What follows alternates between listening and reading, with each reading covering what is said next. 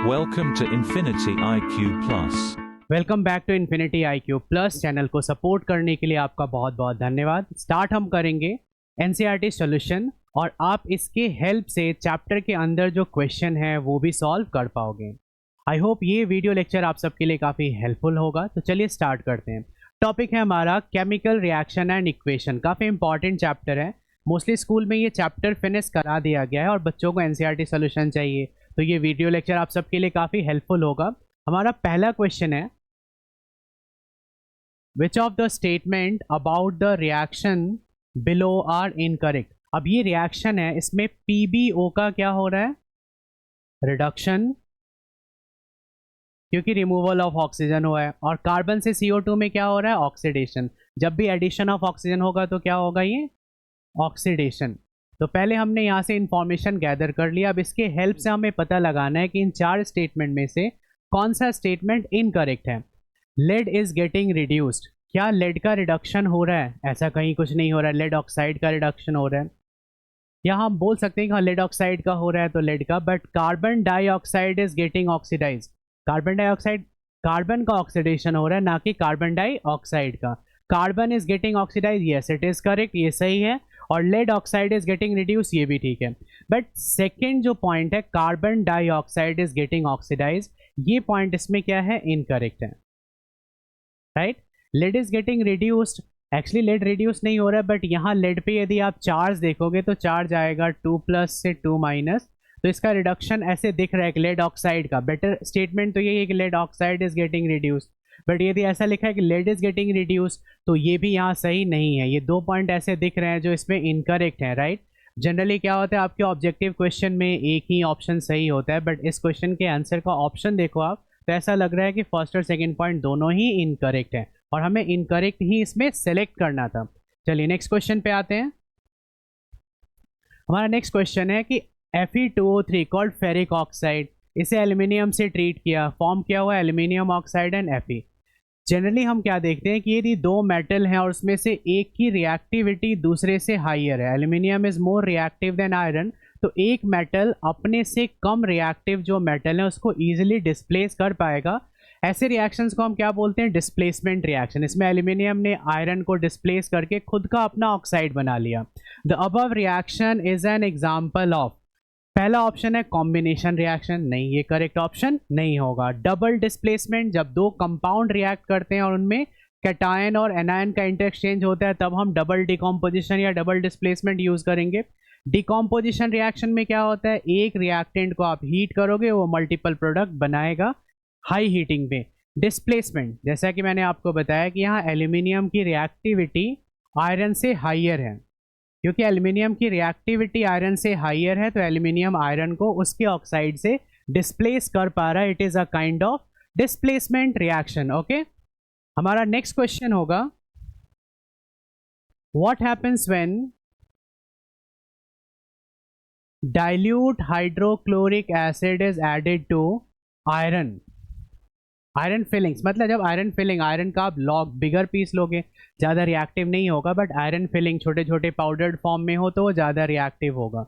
Fe की treatment हमने किया डाइल्यूट HCl के साथ, FeCl2 + H2, ये जनरल रिएक्शन। अब इसके हेल्प से आइडेंटिफाई करना ईजी होगा कि कौन सा ऑप्शन इसमें करेक्ट है। रिएक्शन की बैलेंसिंग के लिए HCl के आप 2 मोल्स लोगे तो ये बना लेता है फेरस क्लोराइड और H2 गैस, गैस के फॉर्म में लिबरेट होगा।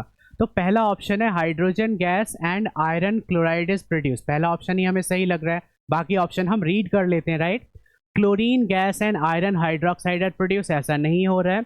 नो रिएक्शन टेक्स प्लेस, ऐसा भी नहीं है। Iron salt and water are produce, ऐसा भी नहीं है। तो कौन सा ऑप्शन करेक्ट है? Very first option. यदि रिएक्शन का नॉलेज हो NCERT के, आप टॉपिक्स को गो थ्रू करके एक्सरसाइज पे आओगे आपको बेटर समझ आएगा। हालांकि अभी सबको ज़रूरत है कि NCERT का सोल्यूशन सभी स्टूडेंट को मिल जाए अपने अपकमिंग यूनिट टेस्ट के लिए या स्कूल में जो एग्जाम होने वाला है फर्स्ट टर्म उसके लिए। What is a balanced chemical equation? Why should chemical equation be balanced? देखो इसके लिए एक हम टर्म डिस्कस करेंगे, law of conservation of mass. Law of conservation of mass क्या है? मास can neither be created nor destroyed in a chemical reaction. किसी भी बैलेंस्ड केमिकल रिएक्शन में टोटल मास ऑफ रिएक्टेंट किसके इक्वल होता है? टोटल मास ऑफ प्रोडक्ट के। तो किसी भी रिएक्शन को बैलेंस करने की क्यों नीड है? क्योंकि रिएक्शन को आप बैलेंस करोगे तो it will satisfy the law of conservation of mass. A balanced chemical reaction has equal number of atoms of different elements in the reactant and product side. LHS और RHS में equal number of atom होंगे तो मास भी equal होगा, और यदि reaction को हमने बैलेंस कर लिया तो ये सेटिस्फाई करेगा the law of conservation of mass, ताकि कुछ यूनिटरी मेथड वाले क्वेश्चन हम आसानी से कर पाएं। Thus we need to balance the chemical reaction, right. Next question पे आते हैं NCERT बैक एक्सरसाइज से। Translate the following statement into chemical equations and then balance them. Reactions भी लिखना है पढ़ के और उसको बैलेंस भी करना है। Hydrogen gas combined with nitrogen to form ammonia. Hydrogen gas combined with nitrogen to form ammonia. देखो इस रिएक्शन को बैलेंस करने के लिए N ऑलरेडी बैलेंस है, हाइड्रोजन को हमने बैलेंस कर लिया। तो क्वेश्चन में आंसर गिवन है बट हमें सिर्फ बैलेंसिंग करना है। सेकंड देखो आप option, hydrogen sulphide gas burns in air to water. देखिए सबसे पहले हम यहाँ रिएक्शन लिखेंगे hydrogen sulphide gas. Hydrogen sulphide क्या है? H2S gas plus oxygen gas. इससे क्या प्रोड्यूस हो रहा है? Water and sulphur dioxide, and we need to balance the equation. सबसे पहले हमें ये देखना होगा कि क्या ये ऑलरेडी बैलेंस्ड है। H2 बैलेंस है, सल्फर 1 बैलेंस है, बट ऑक्सीजन यहाँ 2 है और यहाँ 3 है, तो ऑक्सीजन को बैलेंस करने की ज़रूरत होगी। अब देखो इसको आप कैसे बैलेंस कर सकते हो। यहाँ मैंने 2 लगाया सल्फर पे, तो सल्फर यहाँ भी 2 करना होगा, सल्फर बैलेंस हो गया। अब हम देखेंगे कि क्या हाइड्रोजन बैलेंस्ड है, तो हाइड्रोजन यहाँ 4 है, यहाँ 4 लाने के लिए आपने 2 लगाया, हाइड्रोजन और सल्फर दोनों बैलेंस हो गए। अब राइट साइड जो ऑक्सीजन है वो कितना है? 2 × 2 4 और 2 6। यहाँ पे अभी 6 लाने के लिए हम क्या कर देंगे? 3। तो हिट एंड ट्रायल मेथड से आप रिएक्शन को बैलेंस कर लो, और क्वेश्चन में ऑलरेडी हिंट गिवन है कि रिएक्टेंट क्या होंगे और प्रोडक्ट क्या होंगे। Barium chloride react with aluminium. देखो बैरियम क्लोराइड को रिएक्ट कराया एल्यूमिनियम सल्फेट से to give aluminium chloride and a precipitate of barium sulphate. हमें रिएक्टेंट में क्या लेना है? Barium chloride and aluminium sulphate. C part में barium chloride plus aluminium sulphate. Aluminium की वैलेंसी क्या है? 3, और सल्फेट की वैलेंसी क्या है? 2। अब देखो प्रीवियस पेज पे जाते हैं। बैरियम क्लोराइड को हमने रिएक्ट कराया एल्यूमिनियम सल्फेट से, क्या प्रोडक्ट बन रहा है? Aluminium chloride and barium sulphate. Aluminium chloride and barium sulphate. तो ये हमने प्रॉपर इक्वेशन बना लिया। अब इसे बैलेंस करने की कोशिश करेंगे। बैरियम और बैरियम ऑलरेडी बैलेंस्ड है, एल्यूमिनियम बैलेंस नहीं है, सल्फेट बैलेंस नहीं है, तो कैसे बैलेंस करेंगे? अब देखो सल्फेट यहाँ थोड़ा ऑड नंबर में, यदि आप इधर 2 से मल्टीप्लाई कर दो तो 2 से मल्टीप्लाई करते ही सल्फेट टोटल कितने हो जाएंगे? 3 × 2 6। अब 6 सल्फेट लाने के लिए यहाँ हम क्या लगाएंगे? 6।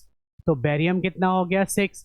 यहाँ मैंने लगा दिया 6। तो फिर क्लोरीन कितना हो गया? 12। अब 12 क्लोरीन लाने के लिए यहाँ क्या लगाओगे? 4। और फिर क्रॉस चेक करेंगे। देखो 6 बैरियम, यहाँ भी कितने हो गए? 6 बैरियम। क्लोरीन 6 × 2 12, यहाँ भी 4 × 3 12। एल्यूमिनियम 2 × 2 4, यहाँ भी 2 × 2 क्या है? 4। और सल्फेट टोटल कितना है? 6। 3 × 2 6, यहाँ भी कितना आ गया? 6। तो बैलेंस करने के बाद आप रिएक्शन को क्रॉस चेक भी करोगे कि वो बैलेंस हुआ या नहीं हुआ। हमारा लास्ट पार्ट कौन सा था इस क्वेश्चन में? Last part is potassium metal. ये सिंपल है, यही कर लेते हैं। Potassium metal react with water to give potassium hydroxide and hydrogen gas. जब भी एल्कली मेटल्स को हम वाटर से ट्रीट करते हैं तो अपना हाइड्रोक्साइड बनाएगा जो स्ट्रांगली एल्कलाइन या बेसिक होगा, प्लस हाइड्रोजन गैस इसमें रिलीज होगा। अब देखो इस रिएक्शन को हम बैलेंस कैसे कर सकते हैं। मैंने यहाँ 2H2 लगाया, तो हाइड्रोजन कितने हो गए? 4। तो 4 हाइड्रोजन के लिए 2 2 4 हाइड्रोजन। यहाँ पोटेशियम पे भी आप क्या यूज़ करोगे? 2। अब क्रॉस चेक करते हैं। 2 potassium balance, hydrogen 2 × 2 4, 2 × 2 4 balance, oxygen 2, ये भी क्या हो गया? बैलेंस। तो इस क्वेश्चन में ऑलरेडी ये हिंट गिवन था कि रिएक्टेंट क्या है और प्रोडक्ट क्या है। प्री रिक्वेस्ट क्या है कि आपको फॉर्मूला याद होना चाहिए plus hit and trial method से इसे हमें बैलेंस करना है। ये था हमारा क्वेश्चन नंबर 5। क्वेश्चन नंबर 6 में हमें क्या करना है, to balance all the given chemical equations. कुछ रिएक्शंस गिवन है जिसमें हमें कोफिशिएंट का ध्यान रखना है। देखो, नाइट्रिक एसिड को ट्रीट किया कैल्शियम हाइड्रोक्साइड के साथ, इससे बना कैल्शियम नाइट्रेट एंड वाटर। अब इसे हमें बैलेंस करना है। बैलेंसिंग के लिए देखो यहाँ हाइड्रोजन 2 है, तो मैंने यहाँ 2 हाइड्रोजन लगाया। अब 2 हाइड्रोजन होते ही है 2 to 4 हो गया हाइड्रोजन, तो यहाँ भी आप 2 यूज़ कर लो, तो हाइड्रोजन बैलेंस हो गया। अब चेक करते हैं कि ये ओवरऑल बैलेंस हुआ या नहीं। यहाँ मैंने लगाया 2HNO3, 2 हाइड्रोजन और यहाँ 2 हाइड्रोजन, टोटल 4 हाइड्रोजन हो गए। कैल्शियम 1 बैलेंस हो गया। नाइट्रोजन यहाँ 2 है, यहाँ भी नाइट्रोजन कितना है 2, और ऑक्सीजन 3 × 2 6 और 2 8, यहाँ भी 3 × 2 6 और 2 8। ये हो गया हमारा रिएक्शन बैलेंस। नेक्स्ट क्वेश्चन पे आते हैं। NaOH sodium hydroxide, H2SO4 sulphuric acid, sodium sulphate and water, इसे भी बैलेंस करते हैं। हाइड्रोजन की बैलेंसिंग के लिए जैसे देखो मैंने यहाँ लगाया 2 NaOH, तो यहाँ भी क्या करना पड़ेगा 2। हाइड्रोजन कितने हो गए 2 और 2 4, यहाँ भी 2 × 2 4। सोडियम कितने हैं 2Na से Na2, और सल्फेट 1 है, यहाँ भी सल्फेट 1 है। हाइड्रोजन भी बैलेंस है, एवरीथिंग इज बैलेंस। तो बैलेंसिंग के लिए जनरली हमें hit and trial method he use करना है। कई बार ऐसा होगा कुछ डबल डिस्प्लेसमेंट रिएक्शन में रिएक्शन ऑलरेडी बैलेंस होगा, तो बैलेंसिंग करने से पहले आप चेक कर लो कि क्या वो ऑलरेडी बैलेंस्ड है। ये एक डबल डिस्प्लेसमेंट रिएक्शन है। Question number 3, sodium chloride silver nitrate gives silver chloride sodium nitrate. अब इसमें क्या हो रहा है, डबल डिस्प्लेसमेंट, एक का कैटायन दूसरे के एनायन के साथ इंटरएक्सचेंज हो रहा है। It is a kind of double displacement reaction और ये ऑलरेडी बैलेंस्ड है।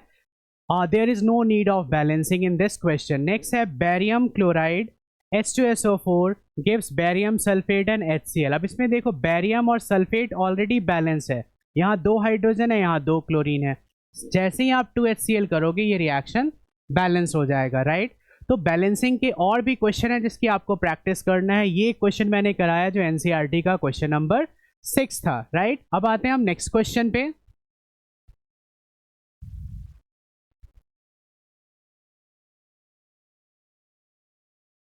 Right the balanced chemical equation for the following reaction. Balanced chemical equation हमें क्या करना है, calcium hydroxide CaOH whole twice, formula सही से लिखोगे तो रिएक्शन बहुत जल्दी बैलेंस हो जाएगा। Carbon dioxide CO2 gives calcium carbonate plus H2O।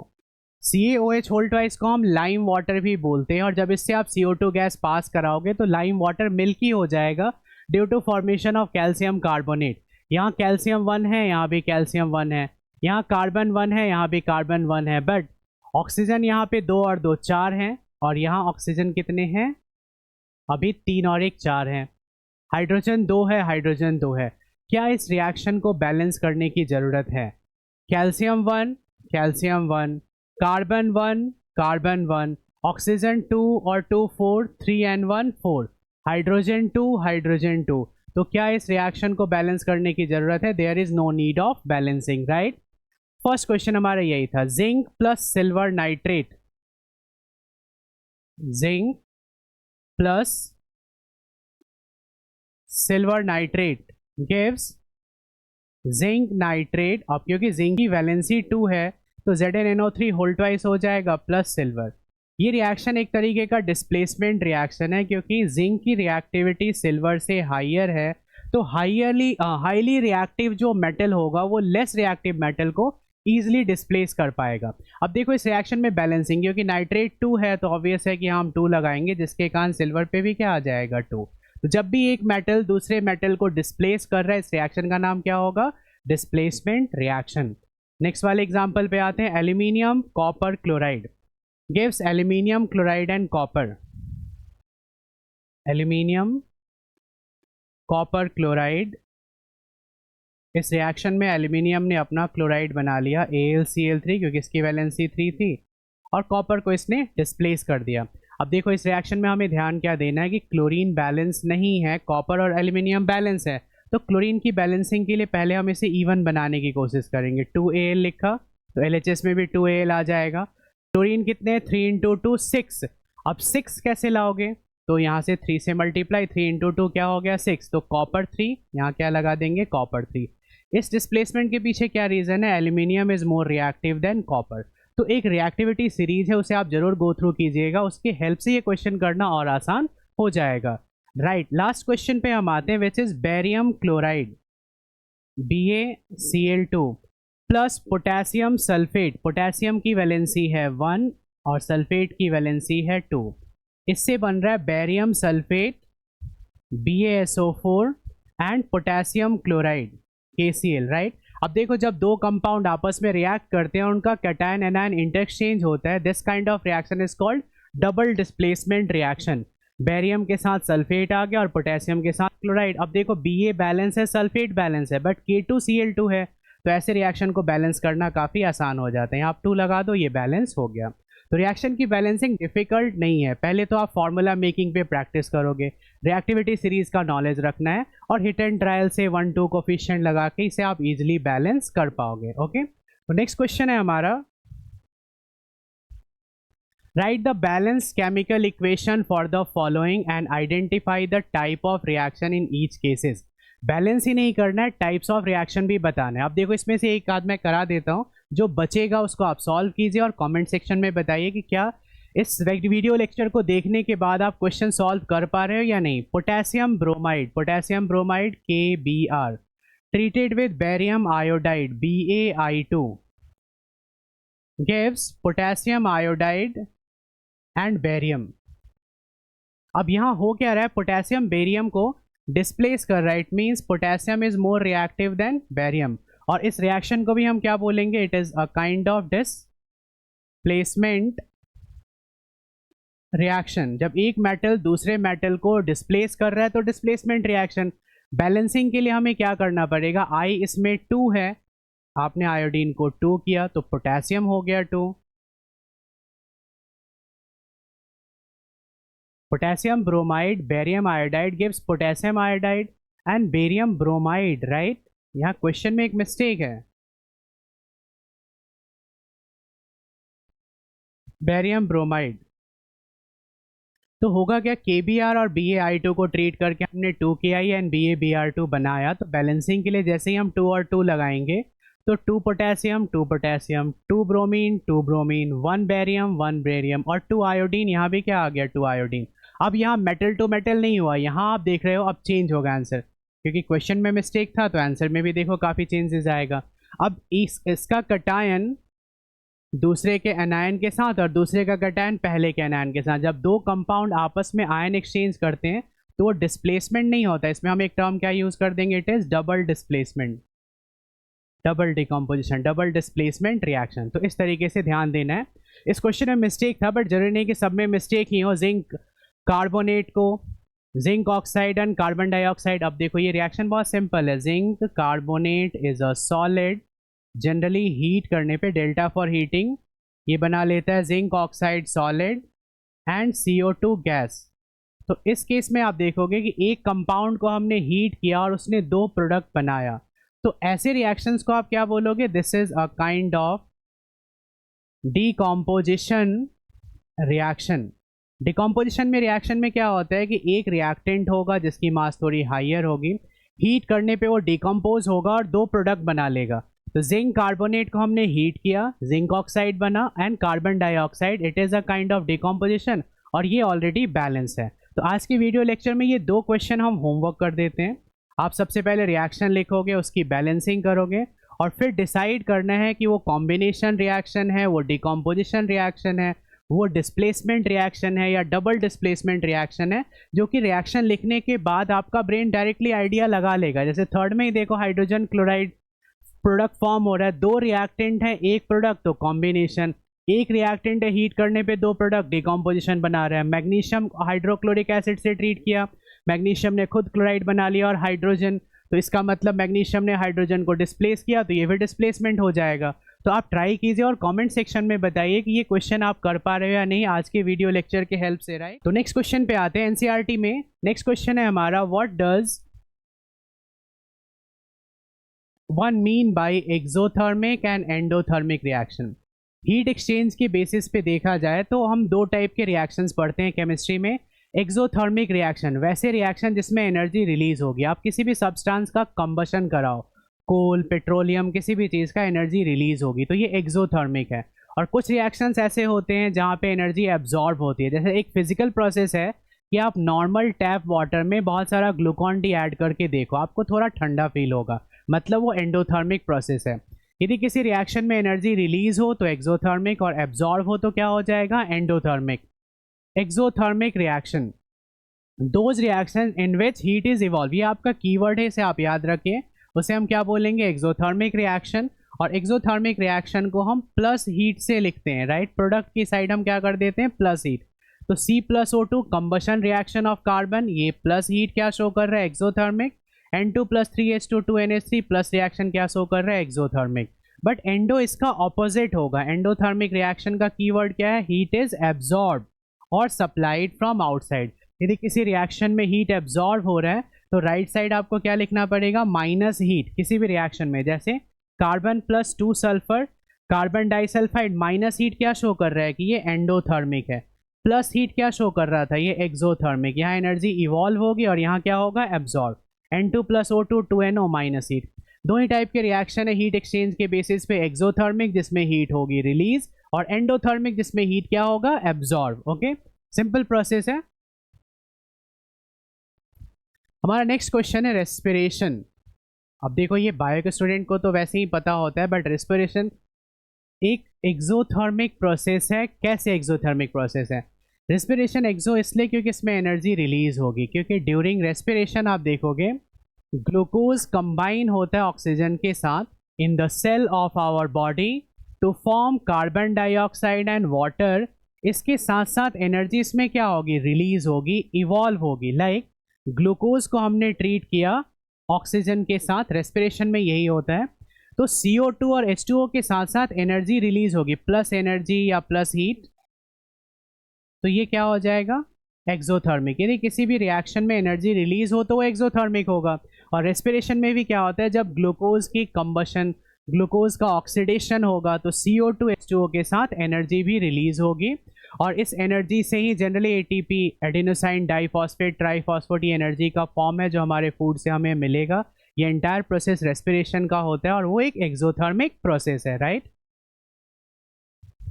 क्योंकि हमारे बैक एक्सरसाइज में 20+ क्वेश्चन हैं, तो वीडियो लेक्चर को हम बहुत बड़ा नहीं करेंगे, इसको दो पार्ट में स्प्लिट करके छोटे छोटे वीडियो लेक्चर में इसको स्टडी करते हैं। आप एक साथ पूरा NCERT तो सॉल्व नहीं कर पाओगे, काफ़ी लेंदी हो जाएगा, और भी सब्जेक्ट पढ़ने होते हैं, तो हम इसको 50-50 करके दो पार्ट में स्प्लिट करके ही डिस्कस करेंगे। हमारा आज का लास्ट क्वेश्चन रहेगा, why are decomposition reaction called opposite of combination reaction. इसको इक्वेशन से समझाना है। देखो, सबसे पहले तो आप ये ध्यान रखो कि जब एक से ज़्यादा रिएक्टेंट आपस में कंबाइन होकर एक सिंगल प्रोडक्ट बना रहे हैं, दैट इज कॉल्ड कॉम्बिनेशन। और यदि कॉम्बिनेशन को ऐसे फ्लिप कर दो तो आपको क्या दिखेगा कि एक रिएक्टेंट है और वो दो प्रोडक्ट बना रहा है, तीन प्रोडक्ट बना रहा है, ये होगा डिकम्पोजिशन। तो देखने से एक दूसरे के वो क्या लगेंगे, ऑपोजिट। कॉम्बिनेशन और डिकम्पोजिशन एक दूसरे के ऑपोजिट होंगे। डिकम्पोजिशन रिएक्शन में होता क्या है, एक सिंगल कंपाउंड होगा, वो ब्रेक डाउन होगा टू प्रोड्यूस 2 और मोर देन 2 सिंपल सब्सटेंसेस। जैसे वाटर की हमने डिकम्पोजिशन कराया तो इसमें H2 और O2 दो प्रोडक्ट बन गए, ये डिकम्पोजिशन होगा।